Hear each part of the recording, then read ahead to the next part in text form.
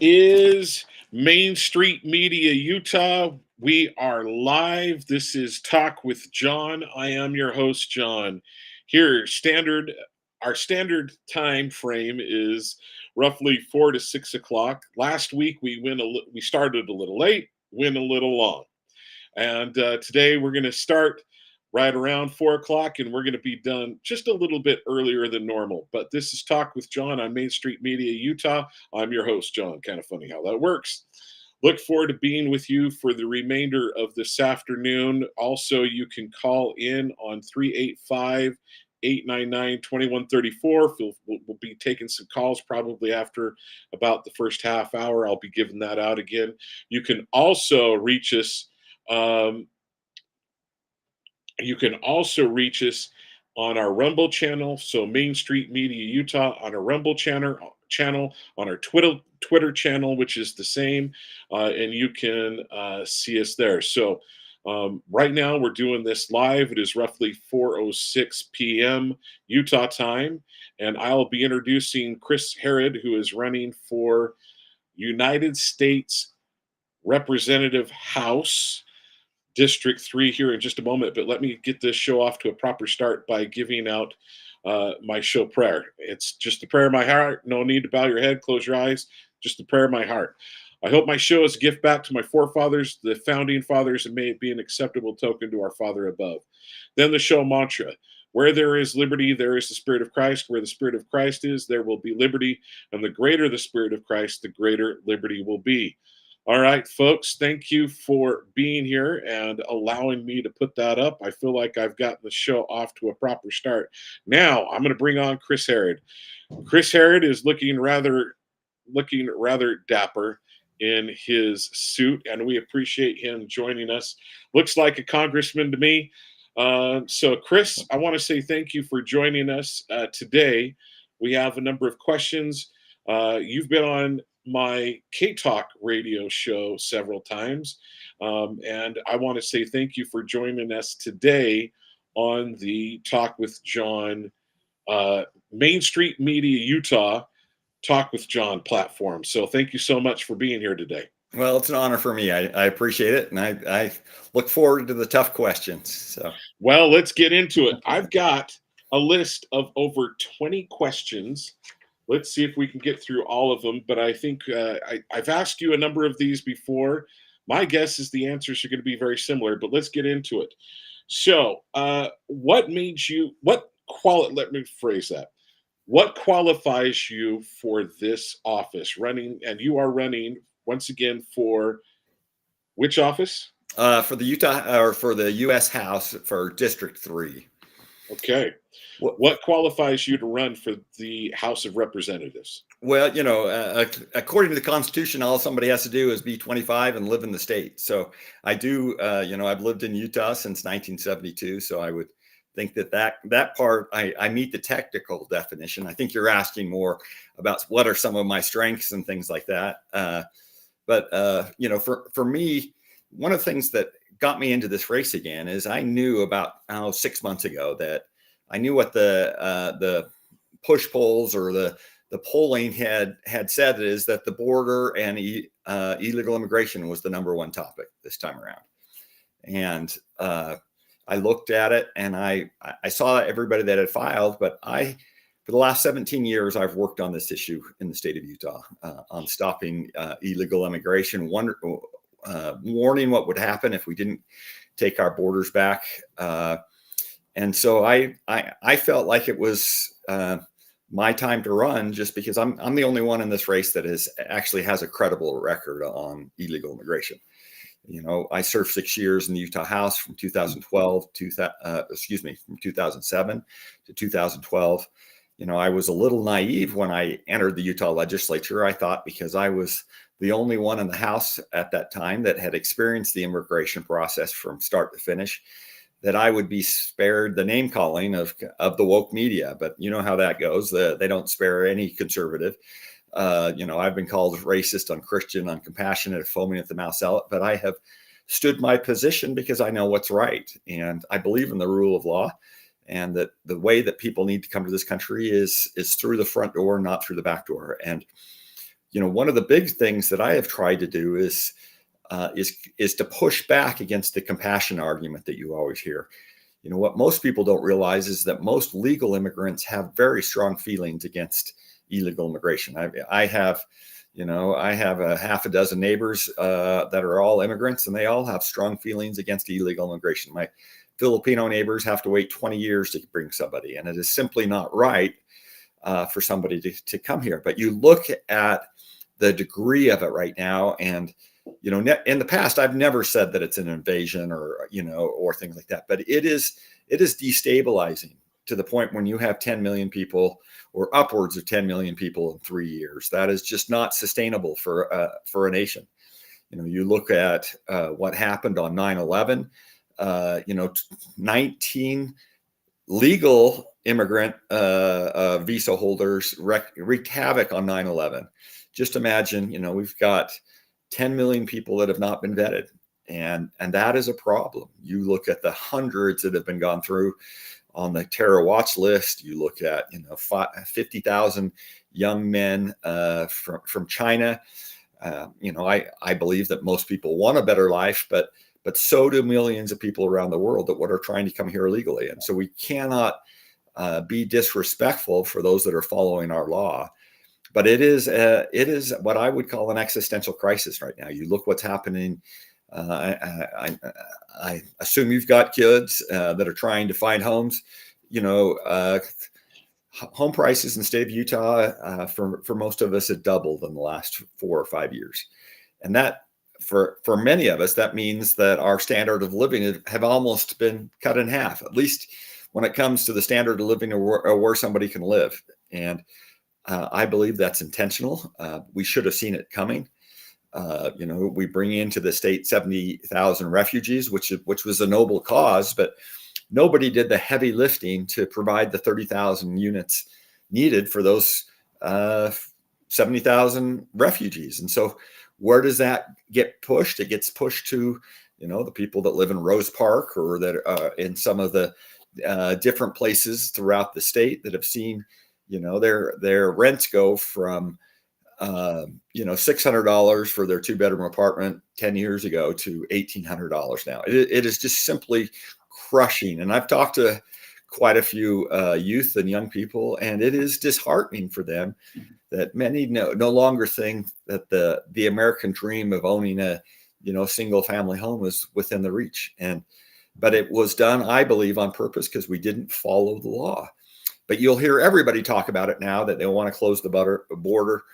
I'm the only one that has the record. I've got almost a dozen op-eds in either the Salt Lake Tribune or the Desert News, Daily Herald, talking about the dangers that we're facing right now. And we're just one attack away from many of the things that the rest of the world experience on a regular basis with Islamic terrorism or other type of terrorism. And again, it shouldn't have happened. It was completely predictable. But now you'll hear many of the same people that caused the problem now talking about being the solution for the problem. And so that's one of the things that I brought to this race is that record. But I have never been shy in lending my opinion.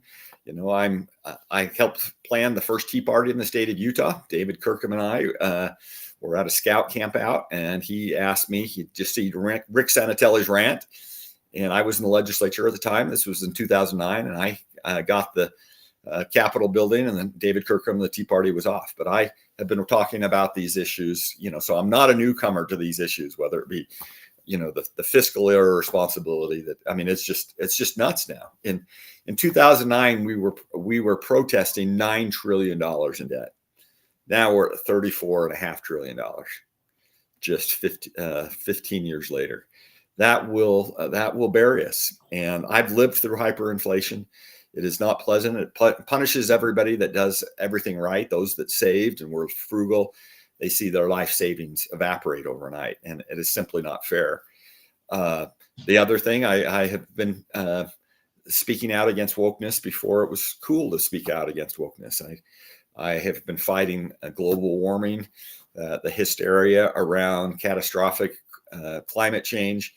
When I was in Utah legislature, I I simply quoted Václav Klaus, who was at the time, he was the Czech president of the Czech Republic, and he had grown up under socialism, and he was a well-known economics uh, economist, and he'd had something like 54, published papers. But he said that in his experience, global warming is the new religion that has replaced communism. Wow. And Well, I would agree with that. Yeah, no, I completely agree with it. And all I know, the next day, 18 BYU professors were in an uproar calling me a climate change denier. And I will wear that badge of honor. We have to separate between traditional environment. I'm not for littering or plastic waste or microplastics that are around, but we need to do a better job. But as soon as you start to say that CO2 is a pollutant, what you're really saying is that human beings just living are pollutants. And to me, that's a dangerous. We're definitely heading towards that path, aren't we? Yeah. Okay, so a couple of things. One of the next questions was going to be, why should the current office holder not be in that position? And John John Curtis is running for Senate. And so why should you take over that office? I think you've made so far a good case. We've got a number of questions along those lines, but there's two thoughts that came to my mind. I interviewed Trent Staggs earlier today on my on K-Talk radio. Uh-huh. And he mentioned your name. He said that you ran a bill, if I remember correctly, it was for E-Verify.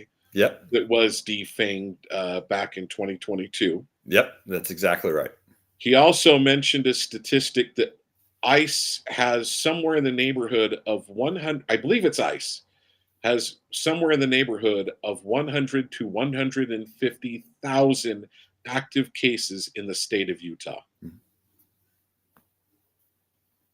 That is a problem in the state of Utah. That's like 3% of our population or somewhere in that neighborhood. Well, when I was in the legislature, you looked at the number because one of the things the left does is they try to. You'll hear oftentimes that illegal immigrants commit crime at a lower rate, and that is absolutely false. First, to do that, you would have to ignore the 3 felonies that they have to come to this country if they're working. If they're working, they're committing 3 felonies. They're lying on the I-9 form, their taxes, and they've perjured themselves. But what happens is legal immigrants do actually have a lower number than lower crime rate than the general citizens. And so what the advocates for illegal immigration do is they mix legal and illegal immigrants together.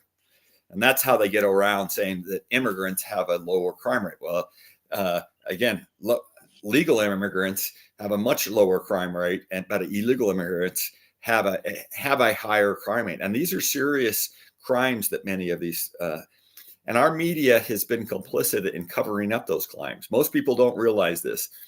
When President Trump gave his first State of the Union speech, after he was elected, he was addressing the nation. He recognized 2 widows that were killed by an illegal alien. And what our mainstream media did not cover is that illegal alien, when he was captured in California, he was using a Utah's driver privilege card. He had lived in Utah for 10 years. He had 12 interactions with the police, and we did nothing. But our Deseret News didn't cover it. KSL didn't cover it. The Tribune briefly mentioned it on a back page, I believe, but that should have been a headline story that our sanctuary city policies, and we are a sanctuary state.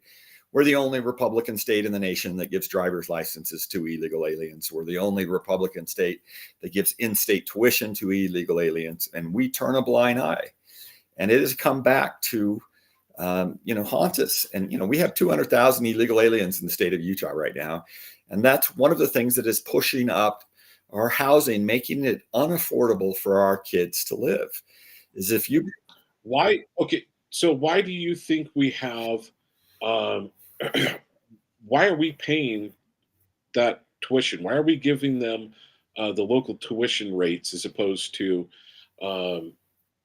non-local. I mean, to me that doesn't make a lot of You sense. know, the philosophy is, well, they're here, you might as well get them educated, so they should, get the lower discount rate of that. They should, that some people have said, well, if they're going to drive anyway, then we should give them a driver's privilege card. But the things in, technically it's a driver's privilege card, but you're not supposed to use it for any ID. But I have been in, paying for gas, and I've seen illegal aliens use driver's privilege cars to buy alcohol, to buy things that it was never, even under the law, it's not supposed to do.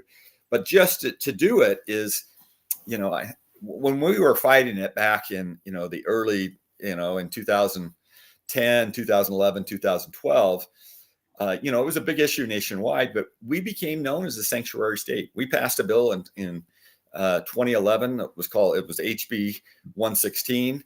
And the next year, so many illegal aliens came to the state, and they thought that they could get made square with the law, that, people were ripping them off, charging them $5,000 just to rip them off, to say, well, I'll help you get legal with the law. And so we had an amnesty bill in 2011, and it made matters worse. And the thing is, it's a false sense of compassion.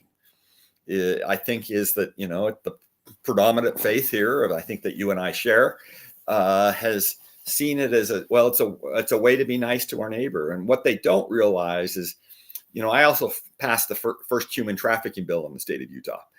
And most people don't realize that, if you see what happens on the border to young women, young girls, it is not compassionate for people to. Rape trees are not compassionate. They are not. And you see them, and they are horrific. Most people don't know. And the thing is, it's not just women, it's not just young girls, it's boys. Yeah. So it covers all sides. So this is what if I could meet with someone who wants to pull the trump card of, well, our religion tells us to be compassionate, I'd say, well, there's a story in the Book of Mormon where there was a group of people that were coming into another nation, and they had a vote to see if they should come in or not. That implies that they were saying there's a standard for coming in and becoming part of the nation. So I'm not going to wax into that too far, because we have many non-members that watch this show as well. All right, so what is let me get to my third question. We're on question number 3 now. Only on question number 3. So what is the most important thing you do as an office holder if you were to be voted into District 3, House of Representatives, District 3, what would be the most important thing you do as an office holder? The very beginning, and and part of the problem that we have right now is that we've gotten away from what I think the fundamental oath that we have to do. And the oath is that you uphold the U.S. Constitution. And so for me, that's the most important. That is kind of the thing where you start out, because you don't know what authority you have without reading the Constitution. If it's not in Article 1, Section 8 of the U.S. Constitution, Congress shouldn't be doing it. We're responsible for funding. If, we have to fund the executive branch or the judicial branch, but if they're not following the Constitution, then I think that then we use the funding mechanism to rein them in. But that's where everything starts. I mean, I have, policies that we're not, I think, unfortunately, we have lots of threats to this nation right now. Not being fiscally conservative, we're, to me, it's taxation without representation. We are stealing money from our kids. They don't have a say. I would actually like to, put forward a lawsuit, and because I think I have a responsibility, if I get put on, is to say, hey, I have kids that aren't eligible to vote, and yet we are spending their money without their say in spending their money. We are putting shackles on them, and so I think having a ballooned budget like this is actually unconstitutional for those that are yet to be born. Speaking of unconstitutional, the next question is: when was the last time you read from the Constitution of the United States? Last night. So when I was at a meeting, I pulled out a Constitution, and it's been a while since I read it cover to cover. But I always refer to because I like to write on Facebook, and I have a blog, a blog post, or I use my Facebook as a blog post, and I write letters, and I'm always referencing the Constitution. And, you'd be surprised. When I was in Utah legislature, you would be surprised how few people had actually read the U.S. Constitution, but it was even much, much, much smaller those that had actually read the Utah Constitution. I just read the Utah Constitution about 2 weeks ago. I was talking about it. I was looking at the issue is because they were threatening, Natalie Klein with impeachment. And so I looked up the impeachment processes, and because they were just stepping all over Natalie Klein's due process rights. And there is you read the Utah Constitution, she's supposed to have 10 days before they do anything. Well, they rammed a, censor vote through in 2 days. But according to that, because their argument was, well, maybe we won't impeach her, but we'll censor her. Well, they should be following the same procedure for censure that they did for impeachment. And she has a right to question the witnesses. She has 10 days to prepare,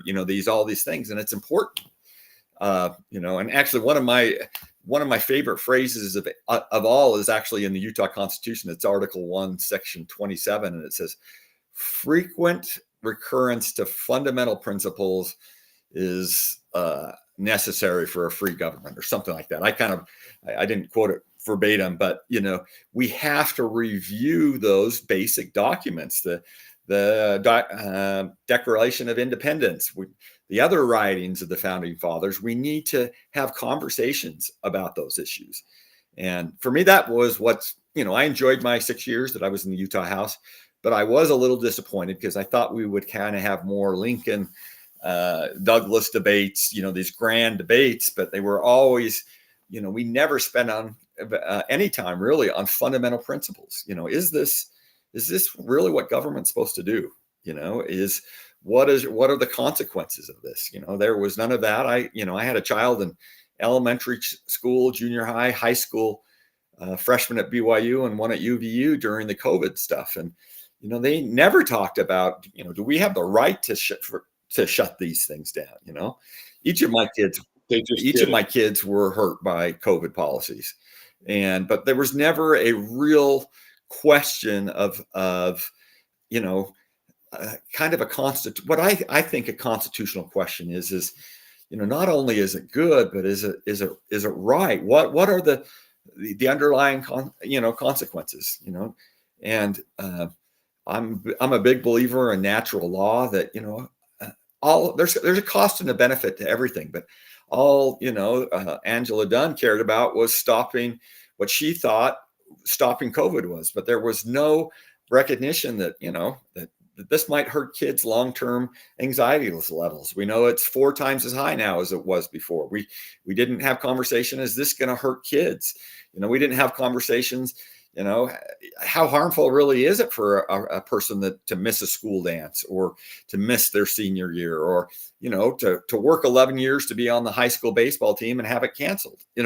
These things, or at what point do people have individual choice? If I'm self-employed, I didn't have the option to stay home. I had to keep working if I wanted to keep my house over. Now some people that were, rich and could stay, my parents are retired. They have lots of money. They could stay home and lock themselves up. That's great for them, but I couldn't do that. So, when do I have a right to, I have to survive. Well, let me ask this question.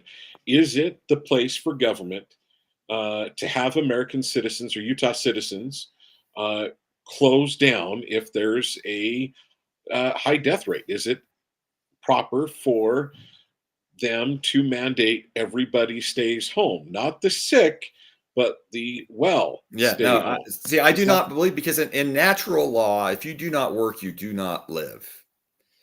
So in nature, there's not, somebody giving benefits of, to nature. You don't have something, and so I have a right to exist, and I cannot do it without work. And so for them to, I think most of us were willing to buy off on the 2 weeks to slow the spread. but it was not. There's a great article by John Stossel that talks about how it just goes from 2 weeks to slow the spread to months, weeks, and years. Years. And like I said, the only way out that every other pandemic that we have had, the only way out is to get natural immunity for enough of the citizens. And that's but not everybody's risk tolerances. I don't know your risk tolerance, but I knew for mine that I was fairly healthy. I'm a little overweight, and I'm not a lot overweight. I didn't have any underlying conditions, so I felt like I was, it was a calculated choice for me.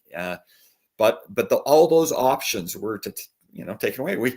I'll never forget the day. It was March 18th, 2020, when I didn't really know what country I lived in. We canceled a caucus, which was basically meant that we canceled an election in the state of Utah. We stopped allowing people to to congregate in groups, which is the right to freely assemble is, that's a core part of the Constitution. We stopped allowing people to meet in large groups for church, and to me, I just didn't recognize then you look where abortion has become, and everybody talks about it's my body, but then we were forcing people, 9 months later to take an unproven, vaccine that hadn't, no matter what, nobody can say that it wasn't shortened, and, I should have a right as a parent to determine what was put in my kids, there was And absolutely it shouldn't be mandated, especially when you're not fully informed. right, and especially when the common sense. I mean, there, for yes, if you were elderly and had underlying conditions, I'm not saying COVID wasn't real, but for children, we knew rather quickly that it was less than a common flu. For children, it literally was, the flu. Oftentimes, the traditional flu is often harmful for younger children. COVID was not.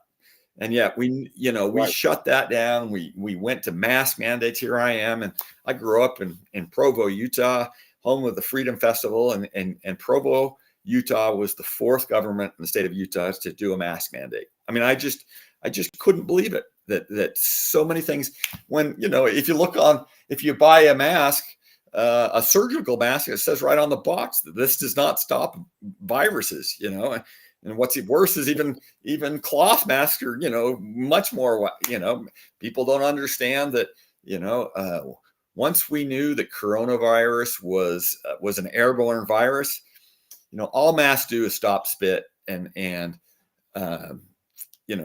we knew it wasn't being spread by spit, but we still for 2 years exposed our kids to all these chemicals because we were just we were putting all sorts of chemicals around our schools when it's an airborne virus. It's Right. an airborne virus, dudes. I mean, it's just the insanity and people willing to give up their freedoms. To me, frankly, John, it was the first time in my life in America. I mean, I'd been disappointed before, but it was the first time in my life I was truly frightened at many of my neighbors because Well, here's the problem. We have allowed government to condition us so much. You're right. It was interesting. Soon as I got out of the Wasatch Front into some of the surrounding communities, it was like it didn't exist. I loved it. The freedom of association. When I went down to San Pete County, when I went to other counties, people were just conducting business like they normally do. Thank heavens. But the crazies here along the Wasatch Front, we just swallowed it hook, line, and sinker, and it was a tragedy. Let me. So my next question is: when a person, and this kind of goes to how do we make these decisions? When a group or a person asks you to run or vote for a bill, how do you decide you will support the bill or how you're going to vote on the bill? Well, again, it comes back to my core principles and then the Constitution. There are, I tell people up front, there are my core principles that I'm not going to change. If you want me to do something unconstitutional, I'm not going to do it. I don't care if 90% of my district wants me to do it. Abortion I would take, for example, as a core. I'm not going to vote for an abortion bill. I don't care if 99% of the people want me to vote for it, because I believe in the sanctity of life. And so that's kind of, that's a significant portion of my beliefs. And then the opposite side is, what's the name of Utah Valley University? There's no constitutional principle involved. Whatever my constituents want, I will be their advocate for that, and then the hard votes are the ones that are in the middle, where sometimes you have good principle, you have some constitutional issues, you have, sometimes you have two constitutional principles butting up against each other. Those are the ones that are, for me, the harder ones, is because then you have to weigh and measure all of those things, and you have good policy, and then you still do have in that middle, you have, if it's true, what I call true compromise, then there needs to be some in that. We've unfortunately gotten away where there's very few true compromise. It's usually just going to the left, which, if you keep going to the left, then compromising again, then going to the left, that's not really compromise. I would say the average Republican is further to the left than the Democrat Party was. Yeah, no, I see. I say that a lot of times. One of the best documents I've ever read was written, actually, my great uncle is Marion G. Romney, and yet, for those that don't know, he was an apostle in the LDS Church. But he in the 60s wrote one of the best articles on warning about the dangers of socialism. And and a lot of people in the LDS Church think that United Order and socialism are the same, and they're as similar as God's plan and Satan's plan. But one of the things I found interesting is that I didn't know until I entered the legislature, that my Uncle Marion spent 2 years in the Utah House, 1930 to 1932, as a Democrat. And yet he has written one of the best documents warning about the dangers of socialism, one of the best talks he's given. And how many Democrats would you hear say that now? No, zero. Zero. And that's the problem that you have right now. I can compromise with Reagan Democrats, with Blue Dog Democrats. The problem is there's very few of them in Congress now. They're mostly the AOCs, the progressive Democrats, that many really just want to destroy this nation, unfortunately. So one of the questions that I was going to ask you, you've pretty much already answered. Should the government be able to shut down the private sector? I think you've already answered that question pretty much. No. LGBT and trans athletes. This is not as big in Utah right at the moment as it has been, but I do think it's going to be hitting the nation again. I do think this is going to come up. We had Riley Gaines that has talked about this. This has been an issue. I think it's going to be an issue again. What are your thoughts? I've been very outspoken from the very beginning. We are reaching the level of insanity, is what and this isn't a perfect example of insanity. Boys are boys and girls are girls. And, one of my frustrations is, I think much of the nation, this has kind of woken up the world to the nuttiness of wokeness. And actually, there's much of the nation is, I think, beyond it. They're just not going to tolerate it. And yet in Utah, of all places, it's still kind of an issue here in the state of Utah. And, for me, it's black and white. And it comes down to really is once you force somebody to say something that they know is not true, you can get people rather quickly to do some really bad things. I have a right, and I do my best. I'm not perfect, but I try to follow my conscience. I try to, to get rid of as much cognitive dissonance in my life as possible. But if you're forcing me, because you are affecting me by by ordering me to say that a girl or a boy is a girl, you are changing something in me. You are making me go against my, my right of self-conscious, and And so for me, that's the issue is you can think what you want, but I'm going to refer to you what I believe that you are. And you need to have that same respect for me. I am being who I am by calling you a boy when you're a boy, just as you may think that you're a girl and that you want everybody else, but you need to respect me as much as, I need to respect you. And so you can, if you want to think that you're a girl, that's okay, but don't expect me to go along with your delusion. And part of the reason I'm so clear is I taught a class at a small liberal arts college a number of years ago. It's probably been 6 years. And we studied the original kind of documentation to push a lot of this. And it is so academically weak. They were making policies for, on sample sizes of 50 kids and things like that. These are not, I really do believe that one of the big tragedies of life, I hope these individuals that have been coerced or talked into doing these procedures sue medicine, because it is, the suicide rate, even here in the state of Utah a number of years ago, a lot of people felt for the suicide rate. Well, the fact of the matter is the suicide rate of transgenders aren't any higher than those that others that have mental illness problems, and you look at the rate of suicide after, being transitioned, it's actually higher. And so, people need to be informed and not give in to that, oh, well, I want to be loving, I want to be caring. Well, any parent knows that it's not, there's times that you have to, it's not loving to let your kid do something that's going to harm them. And the thing that probably I would almost argue disgusts me is that I see so many people, not parents or others, not being adults to simply say, hey, I'm sorry, but you're a boy.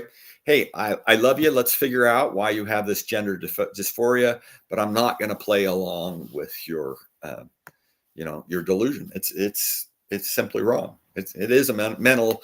There is something wrong. I heard years ago. I heard one of the very first people that talked about his operation. He was one of the very first in the nation, and he says that the thing he found out is I still had the same issues, and then after years of therapy, he got to his issues. But then, what healthy person wouldn't realize have some real mental anguish when they realized that they had cut off things that they cannot recover from. That And on top of that, they yeah, become it's sterile. sterile. Yeah, There's no for me, I say the same thing about LGBT kids. The whole spectrum. I want my kids to be straight, not because I hate homosexuals or hate LGBT individuals, because I want my children to have the greatest opportunity to be happy. And there is nothing greater in my life than the ability to have kids. I feel fortunate that I have 5. That's the greatest blessing, and I would do everything to try to keep them in that pathway, which is really the only pathway that they can have biological children. Well, let me give out the call-in line for folks. I will allow call-ins. Well, we will allow call-ins. How about that?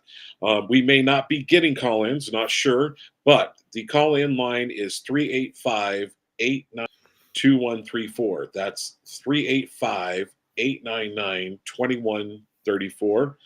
All right. So the next question, or another question that I had, and to some extent you've already covered this, abortion. Your thoughts? What are your thoughts on abortion? I fought for, abortion or against abortion my entire life. To me, again, when you go in and you see a new healthy child, unfortunately, like many families, we went through a miscarriage, and even though the baby was only 14 weeks, it was still a baby, that was delivered. And, I miss that, I would have loved to have had another girl in our family. And I just don't understand, the people's willingness to not recognize that it is a life. You look at the coarseness to society that goes, and it's not even like we're talking now, we're talking about partial birth abortions. And I would, that people now are defending, which is, You know, There's talk about post-birth abortion. yeah, which is let's call it what it is. That's infanticide, and I would argue that's no different than a partial abortion is infanticide. You know, it's bringing it to the birth canal and then just ripping it up. You know, so you're really telling me if that baby was 6 inches longer, that would be a baby, and but it does, it just courses society. And I feel bad for these young women that every once in a while you'll hear about a teenager girl that gives birth in a bathroom stall at a school dance or at school. But in some ways I can understand them because their parents have taught them, or not their parents, but society has taught them that it's okay to rip a baby at 9 months away. What's the difference between 10 seconds later? That's what we've kind of reinforced to kids. And then you look at we're always talking about trauma and post traumatic stress, and the left often uses that against conservatives, that we're causing that with LGBT kids, or we're doing some type of trauma. But you look at the trauma that countless women have gone through, that abortion has affected them all their life, and we don't talk about that. That should be Biden's not giving money to study those effects. The left always spends money let's talk about how to make other people feel guilty, but women need to know that there are long-term consequences. And even I was reading actually this morning, I read the Epoch Times often. There was an article on abortion, and there were a couple of mothers that talked about how it just affected them their entire lives. Let's hit another set of questions. So, for the last cycle of the presidency, who was, for the Republican Party, who was your choice? There was only one in my mind, and that was Donald Trump. I mean, I can't even remember. I don't even think he had anybody else in the that even filed, even a non well. Maybe, I guess Liz Cheney did for a while, but it was, for me, it was Donald Trump. And then this most recent iteration, we had some gentleman, I can't remember what his name, Nikki Haley, and we had Donald Trump. Mm-hmm.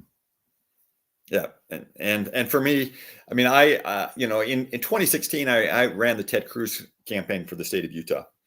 And Okay. we were quite effective in the state of Utah. Ted Cruz got 89%, but at some point, Senator Cruz, and I can tell you this because I followed it. At that time, President Trump had about a 33-35% support in that election. So I was following it quite close, and even with that support, Senator Cruz eventually dropped out. When President Trump had a 49-50% approval rating in those states, I knew from the very beginning it was going to be Donald Trump, and let's save our money. And I believe that anybody has a right to run against anybody else. No incumbent or should be. But at the same time, for me, I just knew it was going to be Donald Trump, and that we needed to gear up and defend, because I liked his policies. Okay. About 6 years ago, there was a choice in the Republican primary between Mitt Romney or Mike Kennedy. Mm-hmm. Who did you vote for? I voted for Mike Kennedy. Yeah. Okay. Good man. Good man. All right. Let's see. Who did you? We've covered that one. Education. Thoughts on education? I'm this is the difference. I'm on record. When I was in the Utah legislature, I voted to get away from the federal money. People, they give us 6% of our state budget for education, but they control 100% of the curriculum. We need to, step up and not take that money so that we have total control. The department, getting rid of the Department of Education, for me, I forget to mention it sometimes just because it's such an easy one. There's absolutely no reason there should be that department and a number of other departments. But there is, the sad thing is, though, most people don't realize this, that it was a Republican that gave us the Department of Education. It was Ronald Reagan. So One of the biggest, probably the biggest thing that he did wrong was giving us the Department of Public Education. Real quickly, I want to mention again, folks, that you can call in right now and talk and ask questions of Chris Herod. The phone number is 385-899-2134. That's 385-899-2134. Our lonely call screener. Our lonely call screener is waiting for to take your call, and we'd be happy to have you ask questions. All right, so January 6th. I want to talk real quickly, ask you about January 6th. Is it fair for Donald Trump and other Republicans to question January 6th, and do they have a right to say, question the election? First of all, that was the reason for what happened at January 6th. There were a number of people that wanted to go and speak their minds and say, hey, can we have a 10-day, can we take 10 days and check and see if all these votes were valid? And then is it fair for us to question the official narrative of January 6th? Well, yes. The issue is there's so many multiple issues on this for me. I first come through. The position I'm running for is a legislative position. I admit my bias. I'm a legislator. I spent 6 years. People forget that there's something. The left always says that you can't prove that things were done wrong. And that's absolutely not correct. The Constitution is very clear that the legislative branch sets the time, place, and manner of elections. And there were, a dozen states where the governors unilaterally changed the time, place, and manner. They went to vote by mail. That is changing time, place, and manner. There were, some of those states it was done by judicial. So we know that is wrong, and we should never allow that to happen. The Republican Party should immediately sue if anybody unilaterally changes that other than the legislative branch. So that part we know was wrong in the 2020 election. And this is again the difference between me and everybody else. I've got a voting record. I've left my Facebook posts up from January 6th.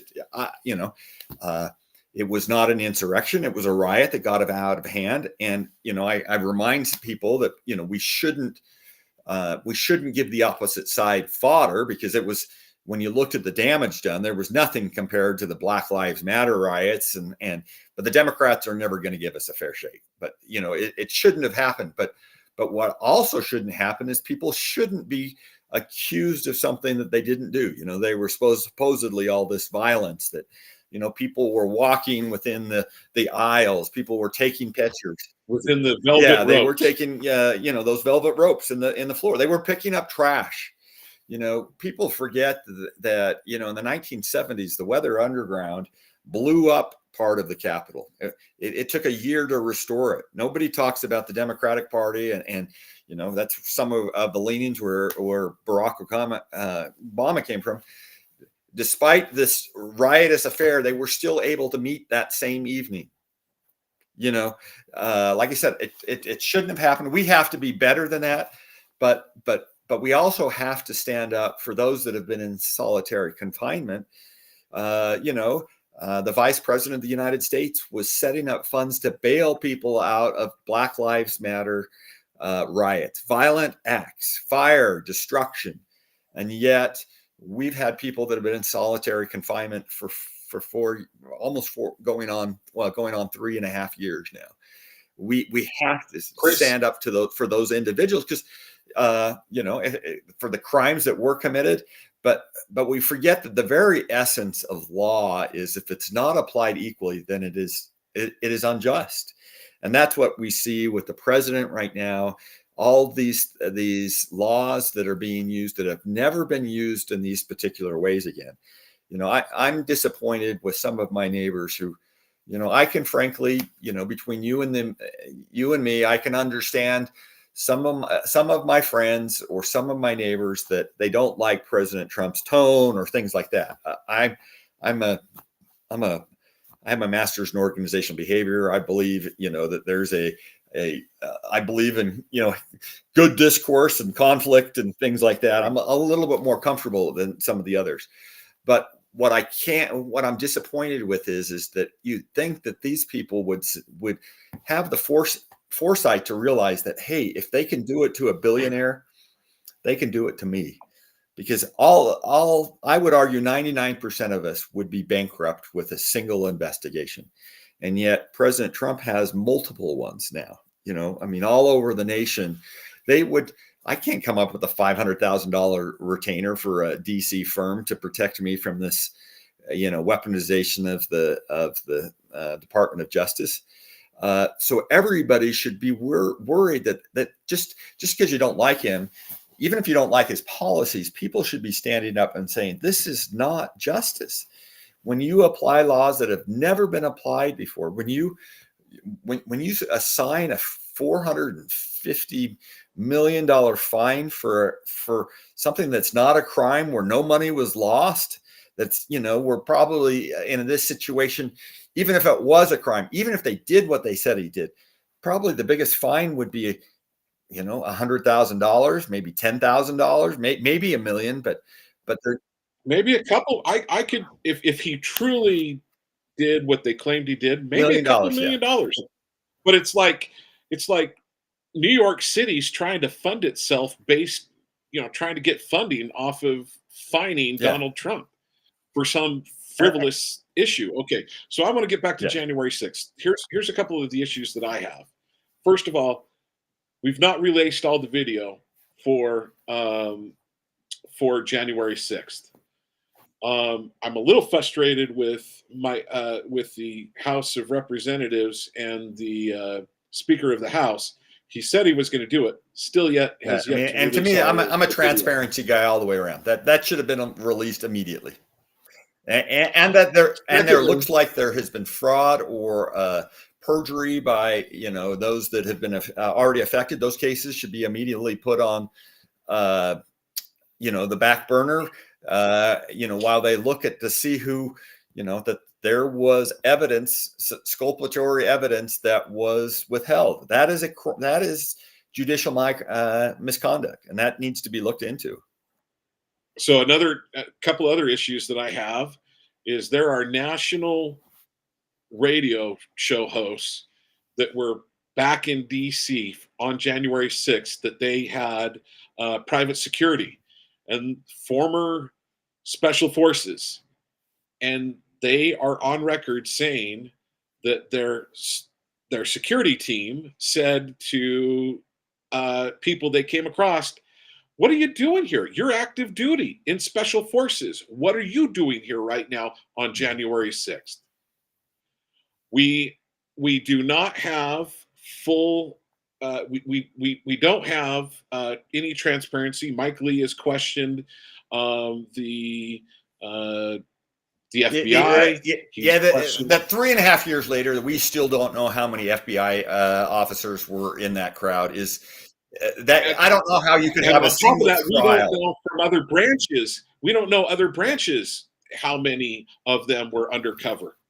And the problem is they use those specific terms, and so they can say no, it's not undercover, it's plain clothes. Yeah, no, and that is to me, that's a travesty of justice that has not been released, because anybody that has a trial needs to know that should be released. I mean, you can't have a fair trial and yet there has been 700 convictions. None of those people had that information that they could have used. That is a miscarriage of justice. I agree. Your thoughts on national debt? Like I said, again, everybody else will express concern about it. I've talked about it since 2009. Like I said, I planned the first Tea Party with David Kirkham in 2009. The sad thing is, in 2009, we were protesting $9 trillion in debt.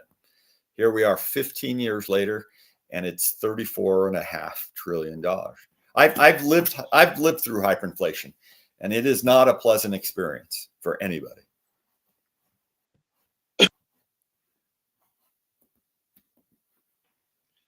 So back in 2008, did I hear you correctly? In 2008, we had... No, it was 2009 when we had $9 trillion. 2009, we were $9 trillion Yeah. in debt. In 15 years, we've tripled that level, almost tripled that level Yep. of debt. Actually, no, almost quadrupled that level of debt. Sorry, it's almost quadrupled, not quite. Our we inflation has not gone up that much. Maybe double. But even then, that there's no way that we should be closing in on 30, I think it's almost $34 trillion in Yeah. debt. Utah is over 66% of Utah is owned by the federal government. I believe it's 81% of the state of Nevada is owned by the federal Yeah. government. Idaho has similar issues. So, what are your thoughts on the federal government owning huge chunks of the states in the This West? this is again. I hate to pound on this, but this is where everybody else talks, and I have already done, and this is what you're looking at the record in 2009. Also in that year, I went out when the Undersecretary of Interior under the Obama administration, they pulled 77 leases out in the basin, and the reason the federal government could do that is because it was on. Okay, you said pulled. What does that They mean? canceled basically 77 leases that had already gone through the process. People had already won. That the people in the basin were ready for that, and it affected.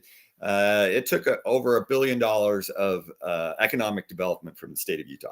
I was there, and that's the problem that you have when the federal government and has that type of control, because they use it as their own playground. The interesting thing is, on my way home on that night, somebody had sent me a book. It was Bill Howell and Bill Red, and it was called the Territorial. Oh, I forget, but they helped me understand. I stayed up all night reading the book that they had sent me. I called them the next day. I went and I gave books. I gave one to Mike Lee, and so I designed a bill to push. When I was in the legislature, it passed in 2010, designed to push who is the sovereign. Is it the state of Utah or is it the federal government? You can't have two sovereigns. And I argue that public lands in the state of Utah, that the federal government just owns it fee simple, kind of just like a regular person. They don't have sovereignty. If you go to Hill Air Force Base, Utah laws don't apply. That is Right. federal property. But the rest of the land is Utah is supposed to have sovereignty. And my argument is we control it then. And if the federal government doesn't want to use it, then we have the right to eminent domain it. But it was passed in 2010. Nobody's had the courage, no governor or attorney general has had the courage to actually use that law and to push that, because wouldn't it be great? The interesting thing, I had actually Mike Lee, but this is before Mike Lee was a state senator. I had him come testify to my bill. It was the year that he was running, the year before he ran. No, so this was because he was elected in 2010. So I had him came and he gave me a copy of the Constitutional Convention.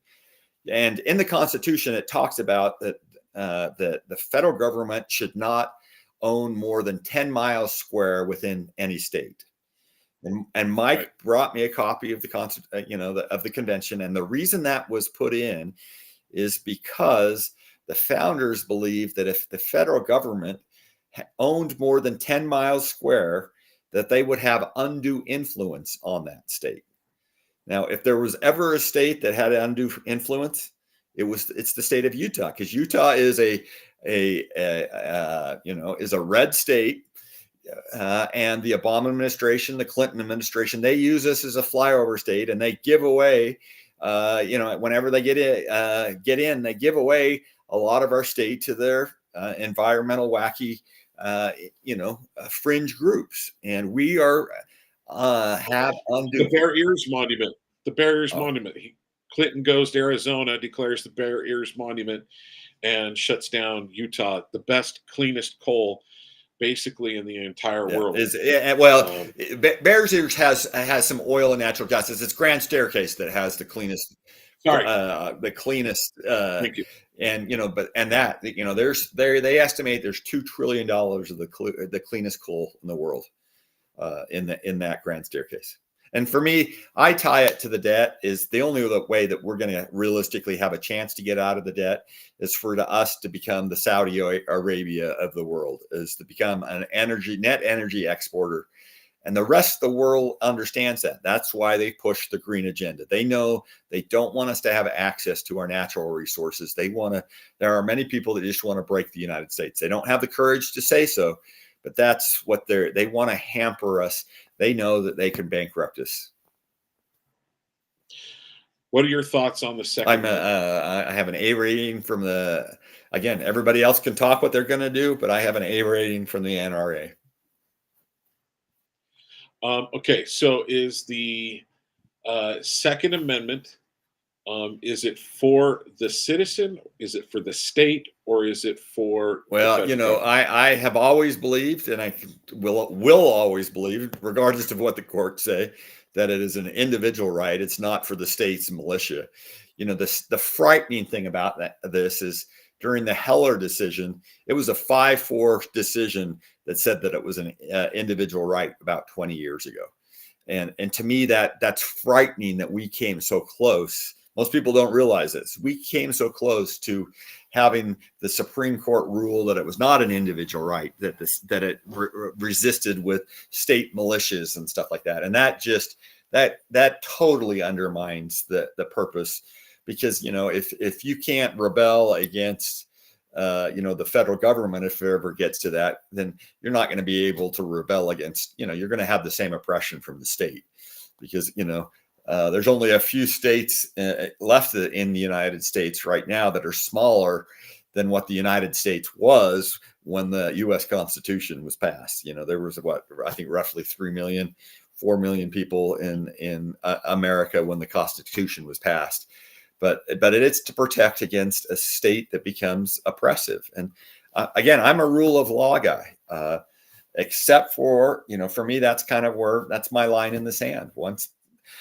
Because I'm a student of history as well. And so once you study, you'll hear many of the Jewish community say that they wish they would have pushed back before, when they still had their guns, before they were put in the ghettos of Warsaw. My wife is from Ukraine.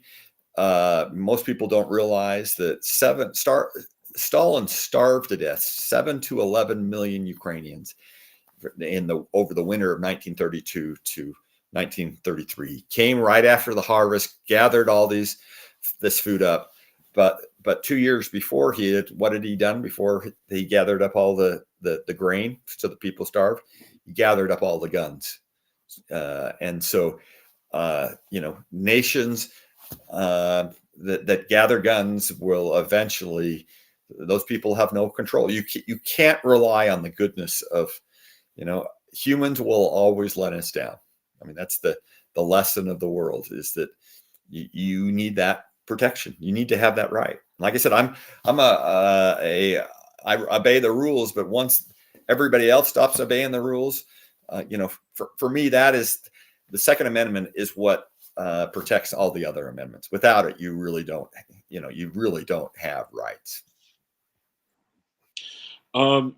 Your thoughts? Well, Kamala Harris just talked about opening she's very happy with the red flag laws, and they're trying to start an organization, federal organization, to help states with their red flag laws. Because I read that, and let me just tell you again, that's where Congress needs to step in, because I think it was Jim Jordan said that there has been no money appropriated for that organization. That is unconstitutional. And what happens is that Congress needs to take those rulemaking authorities. They have given up so much of their power, and they need to rein that back. And it's, there's called the RAIN Acts. Senator Lee has pushed.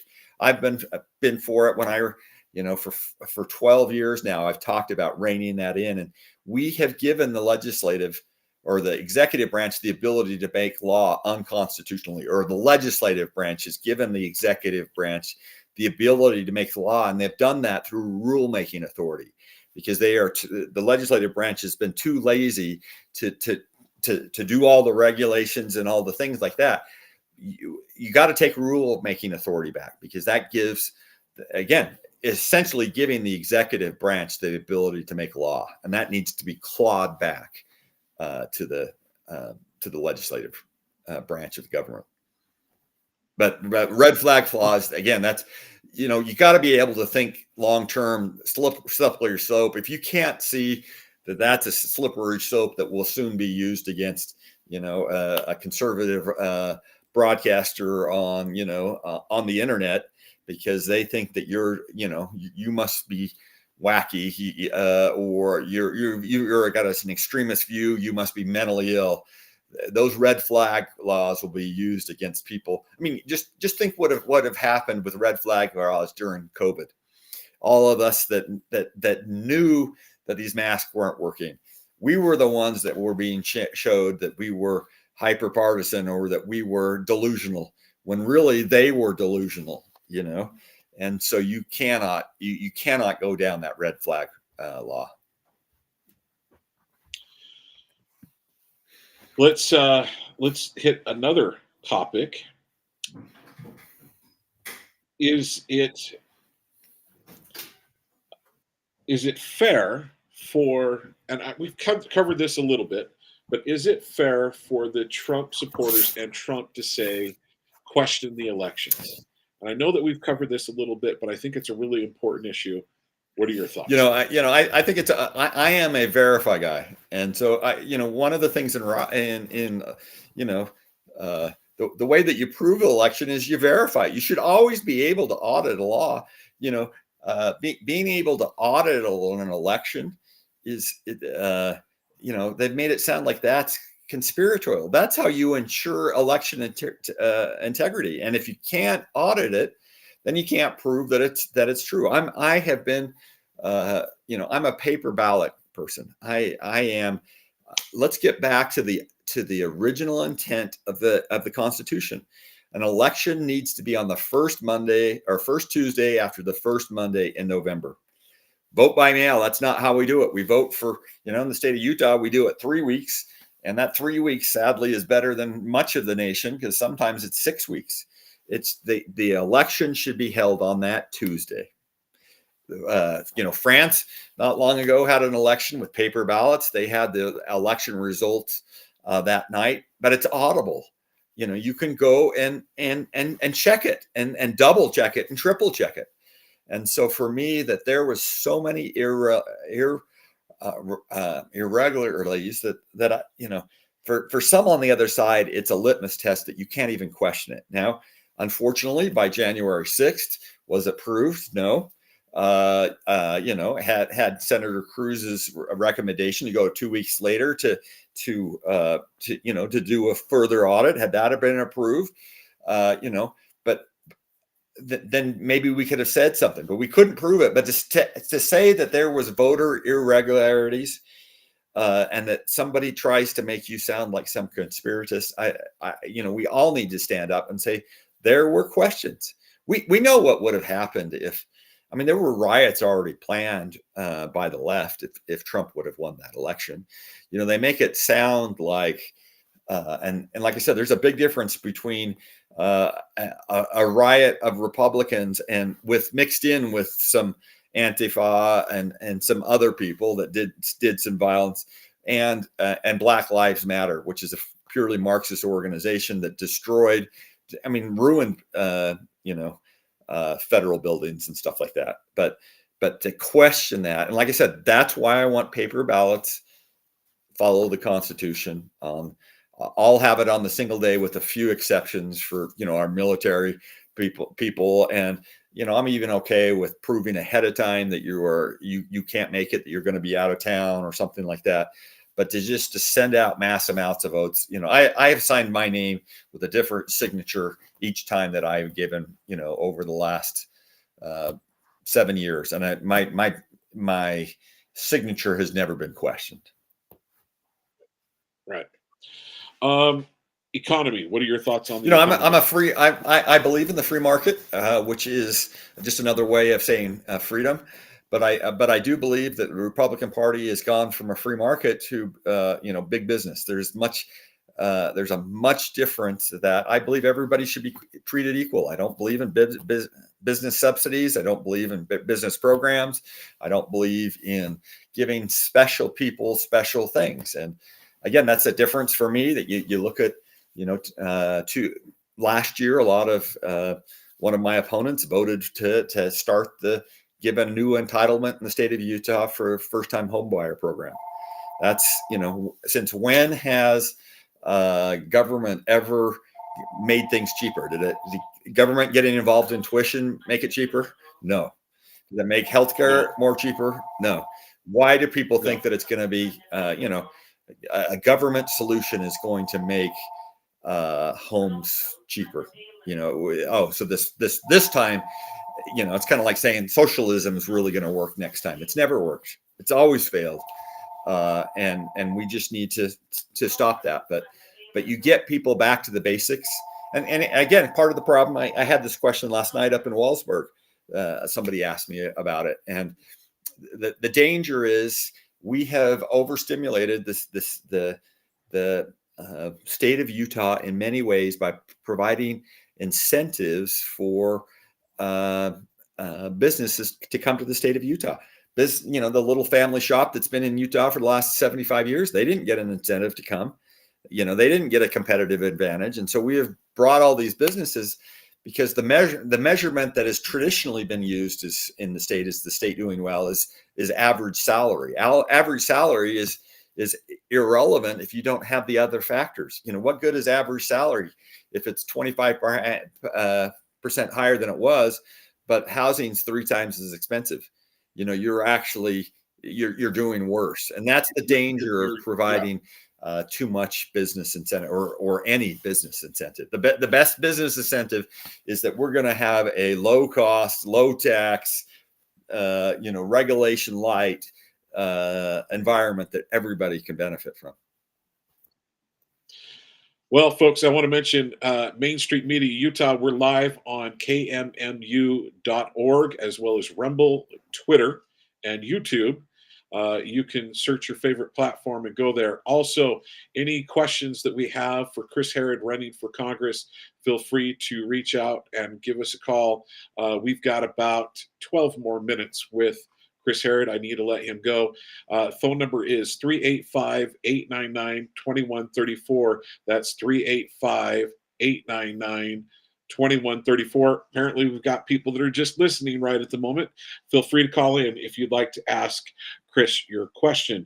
Also, so I want to go to your thoughts on the United States right now is doing a great job on helping protect borders that are other nations' borders, but they're not spending really any money on ours. What are your thoughts Well, there?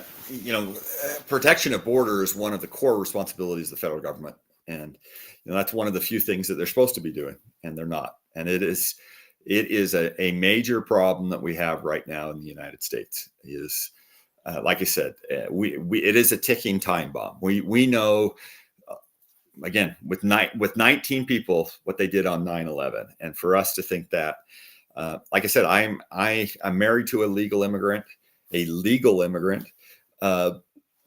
I believe in immigration, although it needs to be adjusted for our time and influence. We're at the highest level of foreign-born population in the history of the United States right now, and so you have to balance that with the ability to assimilate. And the problem that you have that if you get too many people into this country, people stop assimilating. Statistics show that about 19%, if one minority makes, that doesn't speak it, the predominant language reaches 19%, they stop assimilating. And language is the great unifier that brings us together.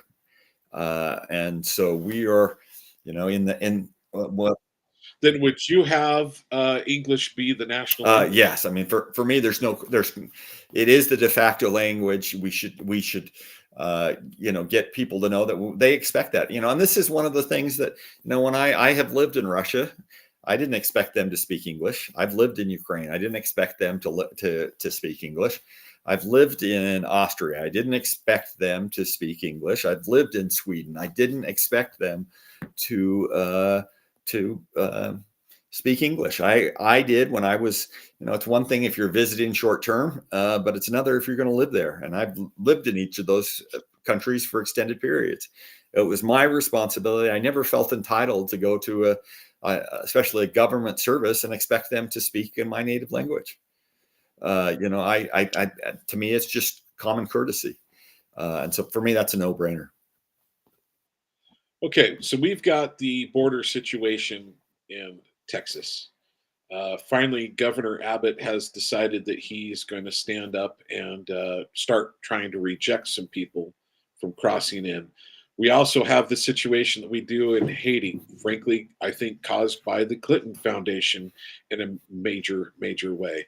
And we've got supposedly they're projecting somewhere in the neighborhood of 1 million people that are going to come from Haiti into Florida. What my understanding of the United States Constitution is, that is like the number one responsibility of the federal government is to defend the citizens of the United States. What could you do as a congressman, and what should Congress do to force? I'm assuming we're going to have another Democrat that is probably going to do something similar. What can we do to allow either individual states take care of themselves, or force the federal government to follow the Constitution? Well, constitutionally, it is the federal government's responsibility, to take care of it. The question that Texas is now asking is that since the federal government is refusing their responsibility, what rights do we have? And that's what the Supreme Court will decide. For me, if the federal government was trying to do its job, then I would argue that that it's the federal government's responsibility. But a state has the right to produce, defend, tranquility. It has a right to defend. It is being invaded. I mean, there are towns. People don't understand this. This is the problem that I've had over the last 17 years, is to help people understand the critical nature of this. There are towns in Texas that have more illegal aliens in them than residents. Think about that. A town. Well, they're forming towns of illegal aliens. I mean, but think of a town of 25,000. We have lots of towns inside in Utah that are less than 25,000, and then all of a sudden they're having to deal with 30,000 immigrants. You look what happened to Martha's Vineyard. For years, people have been saying, and I would argue the elite in Utah have done the same, saying, well, illegal immigration is not that big a deal. But what was it, 58 illegal aliens in Martha Vineyards, and they threw up their hands and said, we can't handle it. You have New York, the size, of 12 million plus New Yorkers. They can't handle 100,000 illegal aliens. They can't handle 200,000. There's towns in Texas that is doubling the population. That's like New York saying, having 12,000, and that's the problem. It is an existential threat now. And the problem is, and this is again where I differ from everywhere else. I've experienced the immigration process. The biggest how can I be as blunt as the biggest BS is that our immigration laws are broken. They need to be tweaked, but our immigration laws are broken because they're not being enforced. I am a big believer in the sponsorship program, the way that my wife came to the country, the way that I have a good friend from Ethiopia that my family sponsored to come to this country. And the way that it is when I was married in the Ukraine, I had to go to travel 4 separate times with my wife to Moscow, one for a background check to make sure that she wasn't a murderer or a drug dealer, one for a medical checkup to make sure that she didn't have a drug-resistant strain of TB, one to prove that we were still married after 4 months, that we were actually married. But the fact of the matter is, I didn't have the assets to sponsor my wife. So I had to ask my dad, said, will you sponsor my wife to come to America? Because he signed a paper saying for 2 years he would be responsible for my wife's costs to society. And so my dad said yes on 2 conditions. One, that you always have a job, Chris, and 2, that you always have health care. So I won't be responsible for a preemie baby. That's the way that a sponsorship program is supposed to work. It's still the law of the land. But now we are flipping things up because the way that system is, you know that people are coming for the right reasons. You know they're coming to be self-sufficient. And I have talked to countless legal immigrants. They take that responsibility very seriously. They're grateful when that 2 years period is over, when they've sponsored their relative and they don't have to worry about it. But now we do just the opposite. We get these people hooked on benefits. We get them hooked on food stamps. We get these people hooked on housing vouchers. We get these people hooked.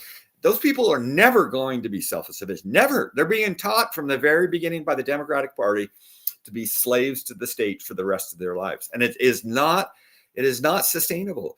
The typical person that comes to this state without a high school education level costs the system more than $306,000 over the lifetime. They take more benefits than they ever give back. So just times 306,000 times 10 million people. Just think over the life that what our budget's going to do. And if you understand this, people say, oh, it doesn't make sense. Well, if you understand the Cloward-Piven strategy of the way that you bankrupt a wealthy nation is by to overwhelm its welfare program, it does make sense, actually, but we can't be fools and allow it. But that's what's happening. We need to stand up, and we're to the point. This is what I would cause, the problem with the liberalization or feminization or however you want to say it, is at some point we have to. This is kind of, a man's role has always been, we're defending against the outside mean world. Men need compassion sometimes, but sometimes you need men's fortitude to say, this is going to overwhelm us. And then what good are we if we're not a nation? What good are we? We won't be able to help anybody if we're overrun. If we can't take care of our own children, right, we can't take care of our own families, we're no anybody, good to right? anybody And it's else. the exact same thing. Every time you get on a plane, you hear that with the, if you lose pressure, the mask comes down, and if a child's sitting next to you, what do you do first? You're supposed to put on your mask first, because you are no good if you are, incapacitated. And that's what's happening. We will not be any good to the rest of the world. There will be nobody to keep the Chinas and the Russias in check. There'll be nobody to keep the World Economic Forum people. There'll be nobody to keep the Islamists in check. There'll be, if we fall as a nation, there's dictators around the world will celebrate, and they know that. And so that's why but we have to grow up. To me, it is not that much different than the transgender issue. It is not compassionate. Well, we've got to stop defunding. We've got to defund Planned Parenthood. 1, 2. The other thing is we've got to stop giving money to these international agencies that are helping bring people up into the United States. We've got to take their funding away. Chris, we've got basically a minute left. I want to say thank you for joining me once again, and thank you for joining us for the first time on Main Street Media Utah. Thank you so much for joining us. Any last thoughts before you want to take off? One of the things that people complain about is that we keep electing people, and then they say one thing and they'll do another. And I ask that you look at my record. And I have done what I said. I have taken tremendous pressure on illegal immigration over the last 17 years. I have not changed because I know it's the right position. It's the same with LGBT. It's the same with, for me, I know that socialism doesn't work. And so look at my record, look at my voting record. I think you'll be surprised at my voting record compared to many other people that many people think are conservative. So I ask that they look in, but thank you very much, John. We kind of had a communication, last week. So thanks for bringing me on here. I don't know what you're talking about. You appeared perfectly today. You appeared perfectly. I wound up getting my show in. I don't know what you're talking about. You came in at the perfect time. Thank you. So, Chris, thank you so much for being here today. You're and graciously joining us. I'm going to ask one last favor. Should you be elected for the United States House of Representatives for District 3, will you promise to join me at least every 6 months, if not every 3 months, on Main Street Media I will Utah? make that promise, John. Thank you. All right. Take care, my friend. Thank you for your time. Have a great day. Okay, thank you. Good Thank luck. you. All right, folks. That was Chris Herod. He is running for the United States House, District 3. I put him through the gauntlet of questions. Like I said, I have about 21 questions. And folks, I'm going to say this to I'm on Twitter at Talk with John 1. That's Talk with JON 1. Feel free to send me any text saying, hey, these are questions that I'd like you to ask, because I've come up with, I think, a pretty good gamut of questions to help give the audience an idea of who's the best candidate. My goal is to get some other candidates that are running for the Congressional District 3. I think it's probably the most intense race besides the Senate. My goal is to get a number of senatorial candidates on, and we will see who we can get there. I do want to mention just a couple of stories. I'm going to finish my show a little early today. I'm feeling a little under the weather. I've got a cold or something along those lines. So I've had to blow my nose a few times. So that's why you've not seen my face for a few moments, just seen the Talk with John logo. But I want to hit a couple of things. And I think this is an important one. Breaking news, NBC, this was as of 4:50 I believe 4:50 Eastern time. NBC fires Ronna McDaniels following on-air attacks from Chuck Todd, Rachel Maddow, and others. Um, NBC fired former RNC chairwoman Ronna McDaniel after Chuck Todd and other talent attacked her on air over the weekend. Ronna McDaniel is seeking legal representation per Chuck News. NBC News plans to drop ex RNC chair Ronna McDaniel as a paid for contributor following the on air revolt from NBC and MSNBC talent execs are deliberating over details, announcing pending. Meanwhile, McDaniel is seeking legal representation. Ronna Romney McDaniel joined the liberal NBC and MSNBC as a contributor and debuted on Sunday's Meet the Press. After losing several elections for Republicans, she attacked the President Jay Sixters and blasted Trump during her debut on Sunday. I am going to attempt to play this. And I will also say, if you care what I think about this, I will tell you the fact that I don't know how well it will play, but there is a. In fact, I best not try, because in the past we've not had success on our platform. But Rachel Maddow got on and blasted and said, "How in the world can we hire Ronna McDaniel?" Stating a Republican, a Republican leader coming straight over. Doesn't one of the major networks actually have like a former member of the Clinton administration as one of its lead anchors? Didn't a former actually didn't someone go from MSNBC or excuse me, from the White House, being the White House's mouthpiece?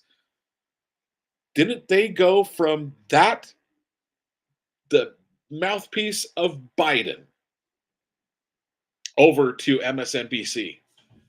The hypocrisy of the Main Street Democrat, the hypocrisy of the mainstream Democrat media, or maybe it should be the Democrat mainstream media. And I'm going to say the Fox is almost as bad.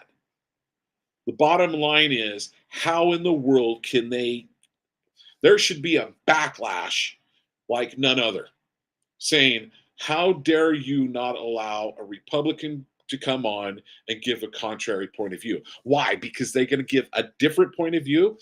That goes to show the mainstream media wants only Democrat talking points and liberal woke policies to go across the airwaves. That's why we need places like Main Street Media Utah to be shared amongst you folks. Folks, we're going to ask you, please share this show. I'm going to ask you, please share this show. Tell your friends, hey, you want to see a bunch of questions asked by Chris Herod? There were over 20 questions that he was asked. In an hour and a half period of time, he can give you a very good synopsis of exactly what he thinks. So please keep in mind, we're Main Street Media Utah. We're live on KMMU.org, as well as Rumble, Twitter, and YouTube. You can search for us as KMMU on your favorite platform. All right, now, I do want to mention this as well. RFK Jr. has announced oh my gosh, let me see if I'm reading this properly. There's been a lot of buzz surrounding RFK Jr.'s pick for vice president. Trump's team has been hoping for a far left candidate, which will likely help to attract disenfranchised Democrats to the candidate his own party pushed aside in favor of Dementia Joe.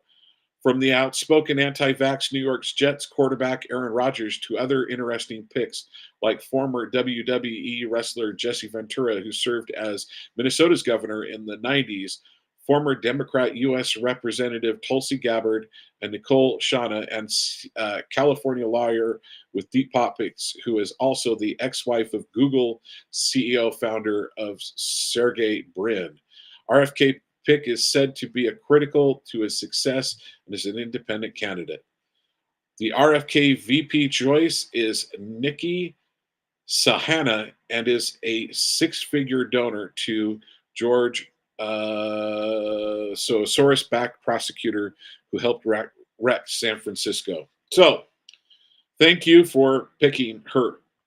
I'm going to say to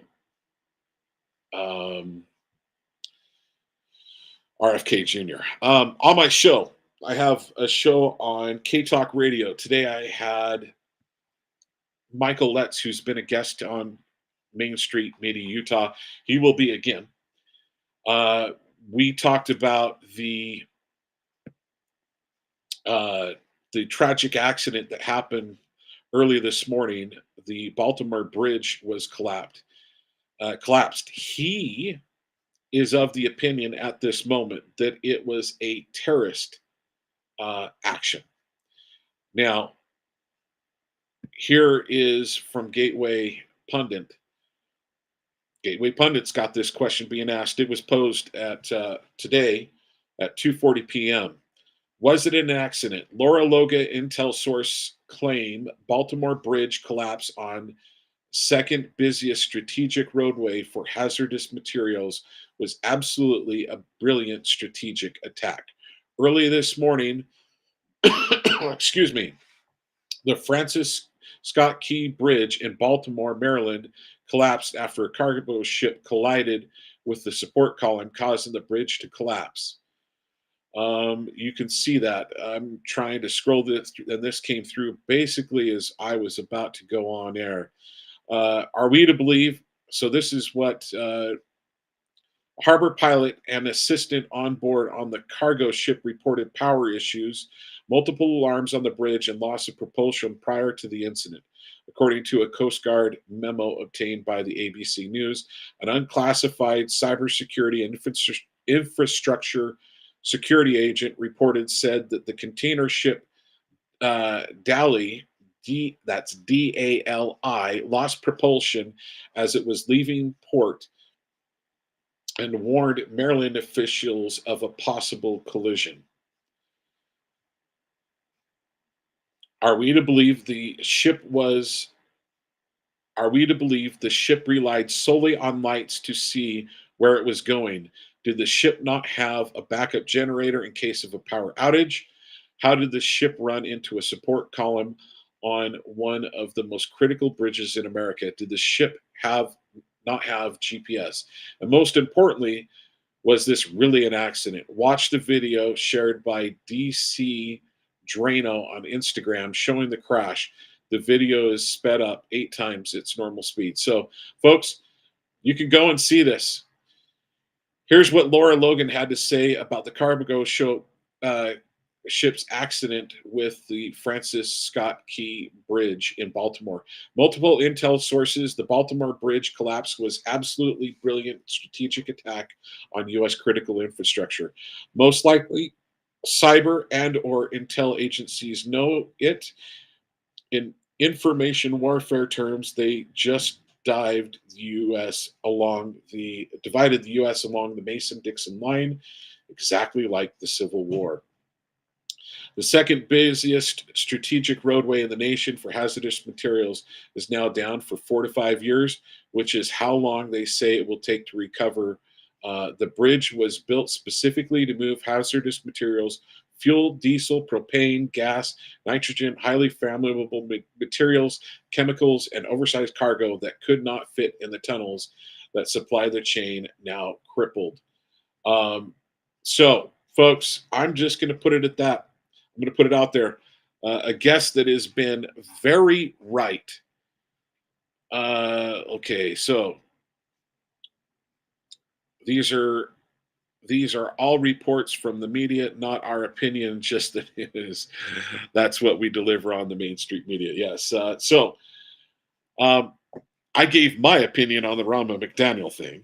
That's my opinion, not necessarily that. But this is, like I said, I got that information from Michael Letts. Michael Letts has told me before the story that came out in Texas. I forget the Texas massacre, the recent Texas massacre that we had the police officer standing outside the room. He told me exactly what went down. He told me um, how uh, that we had officers standing outside. They were trying to say, "Hey, we need to go in." They were told not to go in. Also, the Tennessee shooter, a transgender shooter, he gave me information on that one before anybody else did. So far, he's been very reliable. So, um, as you see, there's questions.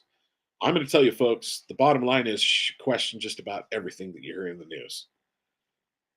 And that's why you should come to Main Street Media Utah. We'll find out over the next week if it, over the next several weeks, and maybe over the next months and years, was this really uh,